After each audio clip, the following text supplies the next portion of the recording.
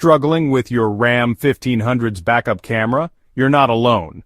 First, check your display settings. Sometimes the issue is as simple as the camera being turned off in the settings menu. Navigate to the settings, find the camera option, and make sure it's enabled. Next, inspect the camera lens on the back of your truck.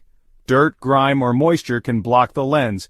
Give it a good clean and see if that helps. Still not working? Check the wiring.